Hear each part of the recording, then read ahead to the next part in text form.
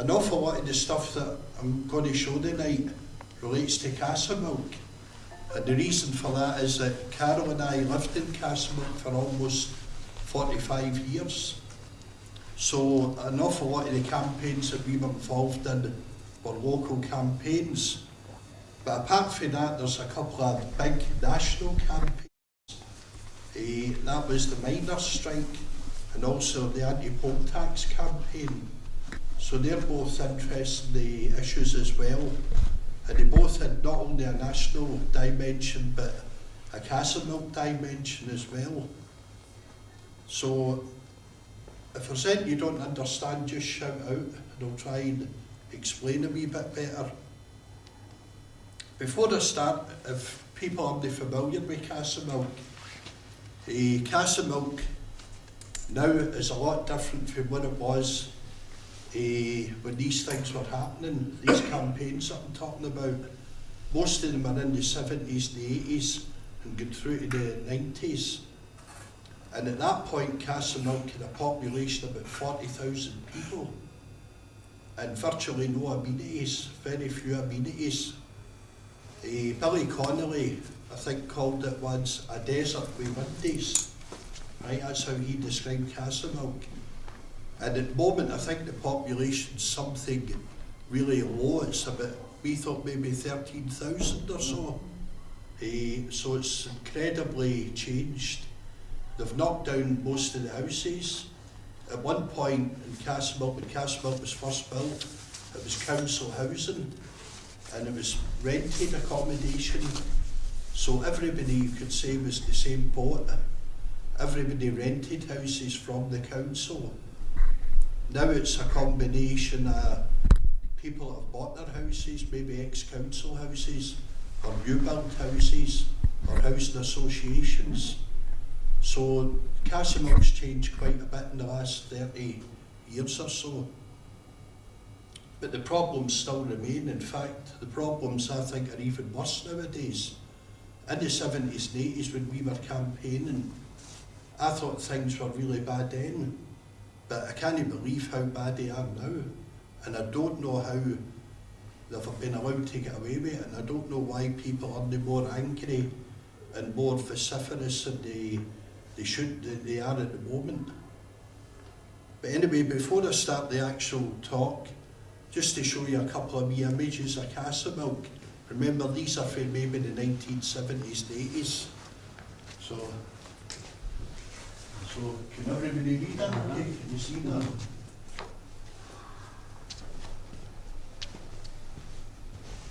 And the houses there, they look much better than what they actually were. Must have been sunny that day.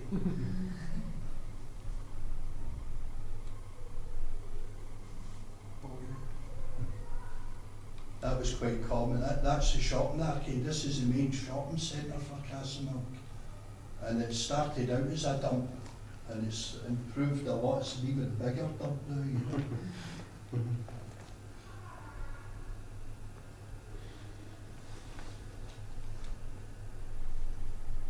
If you could maybe stop there, Charlie, and tell people. The first campaign I want to tell you about is it was a campaign concerning these flats. These flats don't exist any longer, they've been knocked down.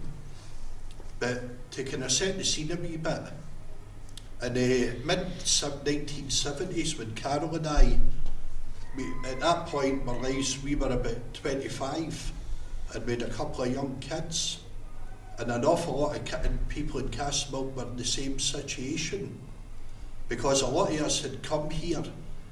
Castlemilk, they started building Castlemilk around 1954, and my parents and an awful lot of other parents had come to Castlemilk for a lot of slum areas that were getting demolished.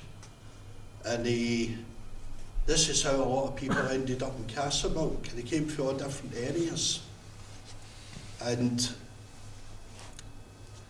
as I say, there was 40,000 people there, very, very few amenities. I remember reading a list for that period, the amenities in Castlemilk. There wasn't any picture houses, there wasn't any pubs, there wasn't any places that you could go socialise and so on. And the list of amenities they had was the churches and the social work department, and that was it, that was the amenities. Before the shopping arcade was built, the scheme used to, it was people came in mobile shops, mobile vans, and that's generally how people got their food.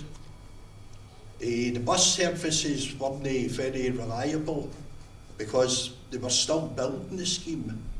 Rab here at the end was one of the first families to move into Castlemilk, and that was because at the bottom, that's where they started, the bottom of the scheme, they kind of built upwards. And a lot of people had to travel out with Castlemilk. Well, everybody had to travel to go to their work, and then they had to come back to Castlemilk. It was really like a big dormitory, you know. So the situation that we were in, we had grown up, I probably was about 9-year-old when I came to Castlemilk, same with Carol, and we grew up in Castlemilk, went to school there and so on, and eventually we got married, started a family of our own, and that was the situation, very, very few amenities. By this time there was a community centre, and a number of young families met there to try to work out how to get various things that would be useful for them. And that's one of the key things here. It's interesting that sometimes what creates a community or a situation is that people identify a need, and that's what they do. You know, all these young families got together, and it was a very interesting situation because it created, some people became involved in the local community newspaper or initiated the local community newspaper. Some people became involved in kids' playgroups. Other people became involved in various different things. And the interesting thing was that all these people were kind of like-minded. We all had the same problems, the same difficulties, bringing up a young family in a place that had absolutely no facilities for that. So an awful lot of the stuff that we did came out of that. And it was good because there was maybe a core group of like 50 or so people, and we were all working out, but these people were all different political ideologies, and most of them probably didn't have any political ideology. I'm an anarchist for what it's worth, just to put it on record. And I suppose I've always brought that to anything that I've been involved in. But I've always been saw the necessity to work with other people, you know, to achieve things. And I've always felt it was important to do it at a local level, as well as maybe a national level. So one of the first things that we looked at as a kind of wide group of people, we thought, what is an issue that's affecting a lot of people at the moment? And the Mitchell Hill High Fives, the tower blocks, they were notorious. The lifts in these places were notorious for breaking down. And if you think about that a minute, it's absolutely horrendous. If you've got a young kid, or if you've got kind of aged parents or whatever, try to get up like 16 or 17 stories when the lifts are broken is desperate, absolutely desperate. So we had heard from a lot of the people at Mitchell Hill that was a real burning issue for them. So we advertised a meeting in the community centre, and much to my surprise, a huge amount of people turned up. And we anticipated, after people had talked about the whole issue, we anticipated at the next meeting there'd be even more people. And at that point it was quite interesting because you had a lot of different points of view about how to organise. And some people were saying, we need to form a committee, we need to have a treasurer, we need to have a secretary, you know, a chairperson, etc. And other people like myself and others were saying, wait a wee minute, 100 people have come here tonight, really angry, they want to do something. If you form a committee of, say, 6 people, what you're really doing is sending 94 people away. Right, you're turning them away.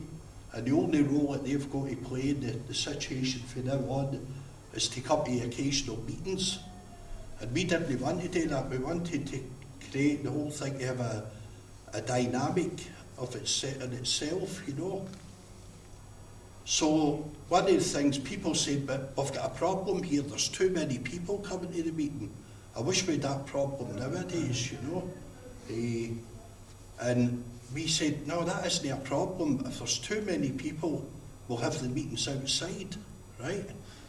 You can't rely on the weather, of course, in Glasgow, but that was the idea. And the next couple of slides, this is at the bottom of the flats, Mitchell Hill Flats. So we had these open air meetings. And if you go to the next one again, John. Sorry? That's a younger bee in the corner there. Well, I had an attack of diabetes and fell down the stairs. But anyway, turn on to the next one, John. See, that gives you an idea, and that's only some of the people that are there, you know. And we had a megaphone, of course, and we talked to the people and we encouraged them to talk, to air their grievances. And we got all the kids to draw pictures and stuff like that. And we had an art exhibition, what happens when the lifts break down, all this kind of thing. And the kids were describing how terrible it was and so on. Want to go to the next one, John? This is just some people giving their opinion there, you know. Next one again. Next one. This is the next session I'm going to talk about, but before I leave the multi-storey flats thing, so what we did was we tried to involve as many people as possible, and we took it to the council and we said, we are going to just keep harassing you until you get this fixed.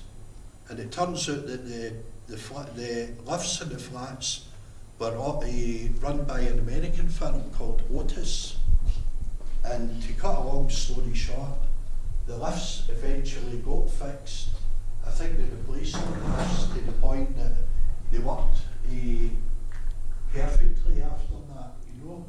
So the whole point of these examples that I'm giving, and these are only some examples of campaigns that happened, the whole point of these examples is they were successes, they achieved results, but they achieved results because the authorities knew it wasn't a handful of people that was involved, you know. And we suggested to people, what if the authorities don't listen to what we're saying? What would you do? I said, would you be prepared to march on the city chambers? And I'm telling you, it took us all the time to stop them, wanting to do that right there and then, you know, because when people get fired up and get angry, they're ready to just do whatever's necessary. So that was the first thing, and as I say, that was a success. The lifts all got fixed. This next story here, that was a local newspaper that a lot of us were involved in. It was just a wee tiny newspaper with a circulation of a couple of thousand. We don't have that now, you know. You've got to remember, of course, this is all before the days of the mobile phone and computers and stuff like that. So everything was done really at a snail's pace in a way, you know. That's not quite true. We organised things like phone trees and stuff to keep in touch and things like that. But I think it was Jonathan Swift that says about the freedom of the press. He says only people that have got freedom in the press are the people that own the press. You know, if you want to have a free press, you should own the press. And to some extent that's what Castlemilk today was. And we had a lot of the grievances that people talked about in the paper. And at the beginning, the Labour Club in Castlemilk, which we'll talk about in a wee second, used to take a bundle of the papers. The various churches in Castlemilk used to take some of our papers. But after 6 months or 9 months of campaigning, in which quite often we were critical of these establishments, they stopped taking the papers, you know. But we just went into the shopping arcade and sold them, you know, to everybody that was passing there. But anyway, the Labour Club I should mention, because one of the interesting things about Castlemilk was before the Labour Club was built in the centre of Castlemilk. Castlemilk was what was called a dry area. The whole of Cathcart was a dry area. And this is a strange anomaly which I've never really got to the bottom of. But if you wanted a drink, 40,000 people in Castlemilk in their pubs, that's a dangerous situation, you know. So if you wanted a drink, you had to travel. Or unfortunately, what a lot of people, including myself probably these days, did was when you finished your work, you just didn't go home. You know, you just went to a pub there, wherever it was, and get a drink there, and eventually at some point arrived home, you know, late in the morning or whatever, you know. So that was the situation in Castlemilk. There was no pubs, there was no facilities of any kind. So the Labour Party had this brainwave of building the Labour Club. And the Labour Club was just, as far as I'm concerned, a glorified gang hut, you know. And it was just like a wee, sorry? I would disagree with that. Would you? Right, fair enough. Well, that's good because we can have a discussion. Right. Anyhow, and maybe if Jim was here, we might disagree as well. But anyhow, right, I hope you wouldn't disagree about the quality of the councillors. The councillors left a lot to be desired, right? But anyhow, I was barred for the Labour Club, I'm glad to say. Kind of lifelong bar, you know, but anyhow. But I was still in it on a number of occasions at the Ceci, which you'll hear later on, about the miners' strike and stuff like that. But anyhow, this particular occasion here was a group of people in Glenacre Quad, it was at the time, not that even exists now. And some people had come to some of us because they had there was going to be a car park built in the back court of the quads, and they thought this was madness because the back courts of the quads is where people hung out their washing, and also it's where the kids used to play, because the only other place out front was the road, not a main road, but quite a busy road nevertheless. So all the people there were against the idea of a car park being built. And what happened was that they went and got a petition, and they would run everybody. It was almost 100%. They didn't want a car park, and they put it into the Labour Club, and surprise, surprise, they lost it, right? And it was at that point that somebody came to one of the people in your kind of group, the community centre, or Castlemilk Today or whatever, and told us about the situation. And they said, what can we do now, you know? And as I say, we were all learning as we went along. And one of the things that we suggested was, well, do another petition, round up everybody again. I've never felt that petitions were that made much sense. But the whole point, the one good thing about it is you get to talk to people face to face and find out exactly what they're thinking. So they went round and got the other petition. They wrote a letter asking for a meeting with the Labour councillors at the time, sent the letter and the petition into the Labour Club, and never heard anything back about it. So they said, well, what do we do now? And we suggested that what they do is they take direct action. And the form of direct action that they took was, in order for the bulldozers to get round the back, to dig up the back, they had to knock down, it was a wee wall at either side of the bins where the people used to put their rubbish. So the bulldozers had knocked down these two walls and had started to go in. And what we said was, well, we need to stop them. Before they start working in the morning, we'll be there, and we'll just refuse to allow them to get access to the back. We'll just stand in front of them. And that's exactly what we did. And of course the bulldozer, we didn't have any problem with the workers. The workers were fine.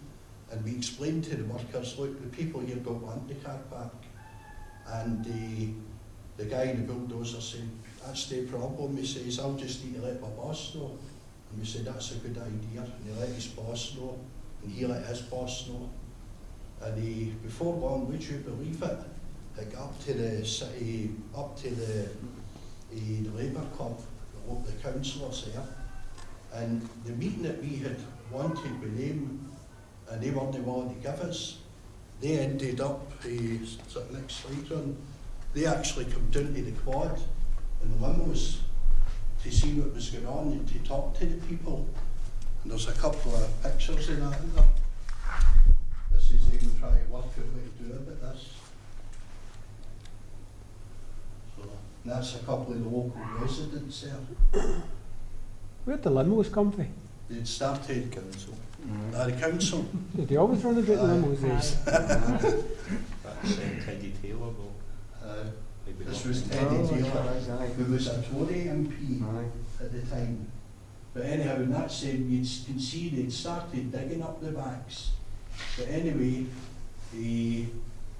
because of that, because we'd taken that action and forced the councillors to come to us when they weren't agreeable for us coming to them, they had to listen to the people, and the work was stopped and the backs were reinstated, and they asked the people where the car parks should be, and the people chose either end of the quad. It was like a wee bit of ground at each end of the quad, and there wasn't a lot of cars at that time, you know.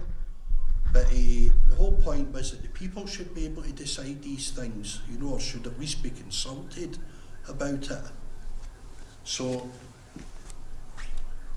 that's just one of the people again.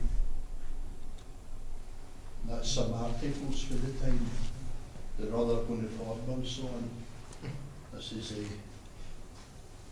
So again, that was a situation, just a wee local situation involving I don't know, altogether it was only about 30 families or so, you know.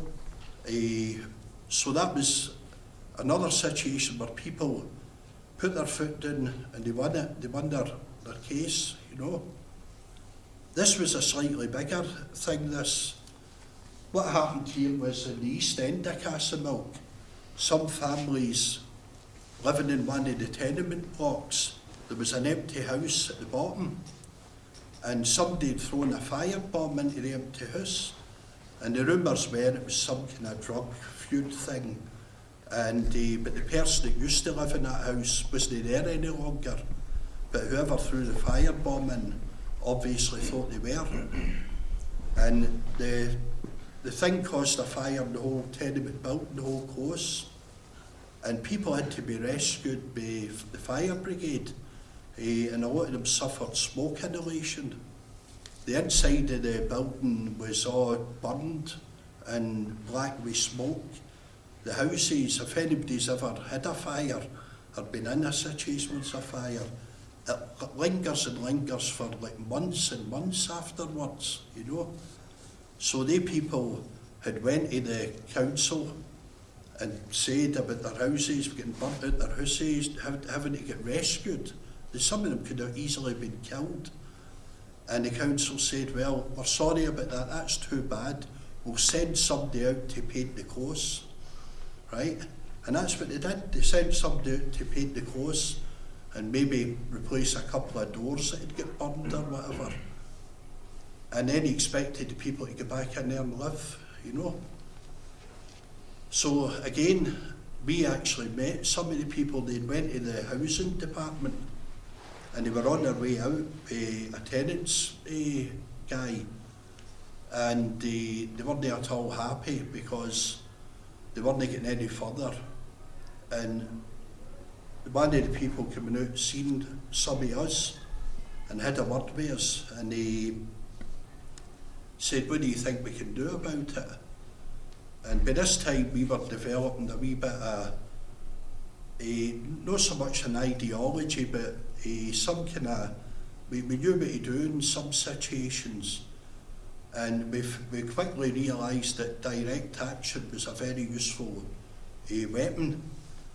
And it's no, don't get me wrong, it's not the only weapon. I often say that an activist is a bit like having a toolbox. There's a lot of tools in the box, and you use different tools for different things.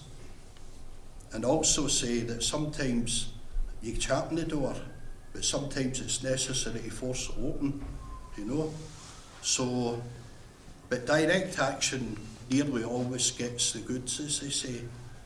And what happened was that we had a talk with the people, and we actually had a meeting in the social work department. They were anxious to be seen to be involved in the community, so they allowed us to use resources, like they had a meeting room in there. And a whole bunch of us that were in this group of like young parents and everything met with the people in the housing that had been burned out their houses.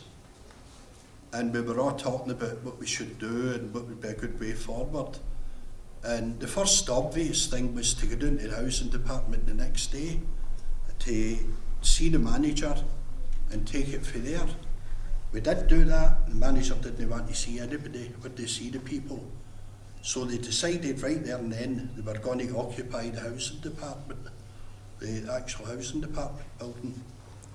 And it was interesting because at that point, Castlemilk, the shops, the big shopping arcade was at the centre of Castlemilk, and the housing department was just up for that. The housing department, people used to pay their rent there and go with any complaints or repairs to get done and so on. So that's what happened. The people, because the manager wouldn't see them, they just decided to stay put, stay in the housing department.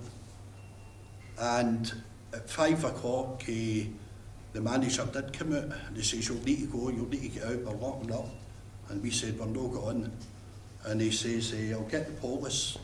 We said, "Get the police." Because we'd talked about all this, you know. But at this point, there was maybe 30 odd people in the place. And the police came, a couple of cops, for the local police station. And they said, he said, "Oh, I need to go, out you go." And we said, "No, we're not going."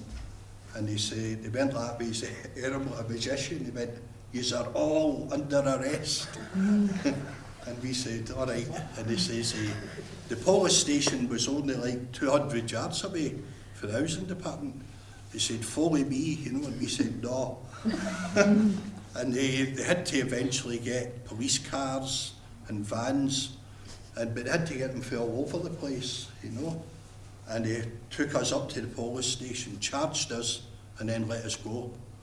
So next day, we were back in the housing department again, and we stayed there the full day, demanded to see the manager. The only time we seen us, they told us to leave.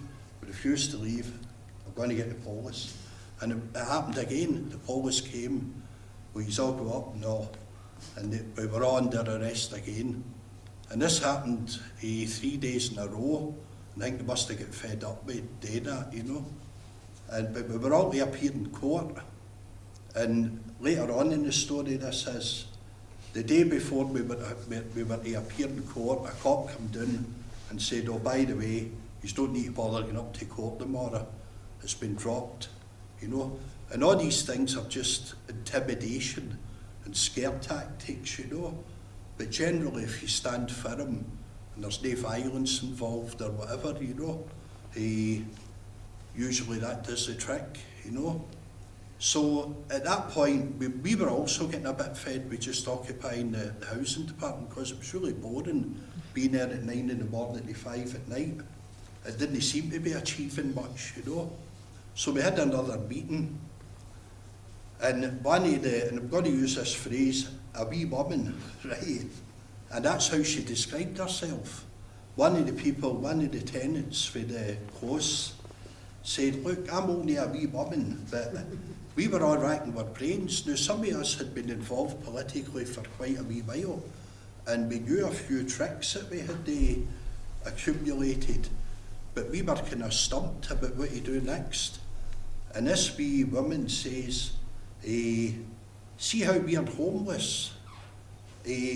what's to stop us putting a tent outside the housing department, pitching a tent? And we went, that's a brilliant idea, you know, really rub it into them. These people are homeless. Now, to give you the picture, the housing department had a bit of land round it, a nice bit of green space, and it had a wee fence about this high, kind of tubular steel fence. And we thought, that's a brilliant idea, and we got a tent, and we got it set up, and people sitting in the tent, and we got buckets outside, and people were coming up for the shops and giving donations of food and money. So it was a good thing to attract attention, you know, and get a bit of publicity for the plight of the people. So after a wee while, a guy came along, and he says, that's terrible, women sleeping in tents. They weren't sleeping there at all, people were putting them up, but it was good publicity stunt. He says, that's terrible, that. He says, would they not be better with a caravan? And we said, of course they would, but where are we going to get a caravan? He says, I've got one. And I says, how are we going to get it up here? He said, I'll drive it up. And the guy drove this wee caravan up, and we all lifted it out of the wee metal rail and into the housing department. And we started to produce leaflets, posters in the caravan. We ended up with, was it three caravans? And so Rab had designed these posters. See that? Can you go back a slide, John? This was a character for a play at the time, a guy called Yosser Hughes. You'll remember. Boys from the black stuff. Boys from the black stuff. And his catchphrase was, he was unemployed, and his catchphrase was, come on, gi's a job. And Rab changed it into this, come on, gi's a house. And the reason the housing department were so sticky was that they were trying to imply, the people had nearly been killed in this fire, they were trying to imply that they were jumping the queue. That was what they were saying, and that's why they were so sticky about rehousing them. And they told us right at the beginning, when they started to speak to us, that was that under no circumstances would these people be rehoused. The only houses that were going to be offered is the ones that they come out of, because the clothes had all been painted again and so on. So the caravan idea was a brilliant idea, and what we eventually did was we got our milk delivered and stuff like that. And of course we were there for the staff arriving at night, and we were there when they went away. And I think they took out interim interdict, or whatever it's called, like trespassing, you know. And we said, it doesn't matter, you know, if they try to think with that one, we'll just have the caravans out. And then when that, you know, it's only for a certain period of time, the thing that exists, and then you lift them back in again, and they've got to go through it all again, you know. But this time we were, you know, we had a lot of good publicity. We had badges made, we had banners made. We went out to the housing department in the city centre, and we were outside there. Is there pictures of that, John? It was one of the people involved in it, a lady called Jeanette McGinn, who's the widow of Matt McGinn. Some of you might remember Matt McGinn. She wrote an article in this book, Worker City, about it. So what happened at the end of the day, the people were offered houses of their choice, and the housing department, the boss of the housing department said, you know, we would have resolved this a lot sooner if you hadn't have involved all these people and caused all this bother. And that's an absolute lie. They'd said right at the beginning there's no way the people would get rehoused other than the houses in which they were in. So again, that was a big success story, you know. And that's some of the people outside the Ormond House. And all these wee dots you see on the banner are actually badges that we get made at the time. That's Rab there at the end. That was the Son of God, isn't it? The Messiah, not the Messiah. And that's me at the back there, looking gloomy as usual. But so that's another local campaign. This next thing was the miners' strike, which a lot of people might remember or be familiar with. 1984-85. The miners' strike was a dreadful situation, it rode for a year. It wasn't a success story in the sense that the miners won it. But, and of course, the person that done it was Thatcher. I don't know if any of you are aware of this, just a wee aside. I don't know if anybody's seen that on Facebook lately, that image. Mm-hmm. And it's a mounted cop going to cop Thatcher. You know, it's a pity he didn't. But it's photoshopped, of course. But I don't know if anybody's seen the original.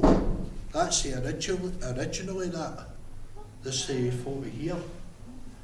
And this is at Orgreave, one of the flashpoints during the miners' strike, and which the media tried to claim that the miners attacked the cops, which was an absolute fabrication. And what in fact happened was that the cops instigated the battle that became known as the Battle of Orgreave. And this is a girl here that was there photographing it. And she was attending to an injured guy at the time, an injured miner.